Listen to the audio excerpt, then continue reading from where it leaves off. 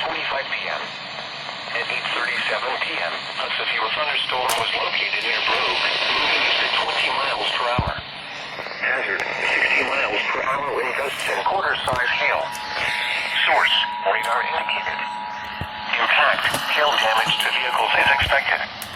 Expect wind damage to trees, Weather Service has issued a severe thunderstorm warning for the impacted following vehicles, Pennsylvania Red Lion, counties, Lancaster, Cornwall, and York. Effective on Windsor, 10:07 p.m. The National Weather Service and State Coast EAS has issued a Holdswood, severe thunderstorm warning for southeastern Lancaster County, in south central Pennsylvania, southeastern York County, in south central Pennsylvania, for your protection until 9:45 p.m. Eastern Daylight Time.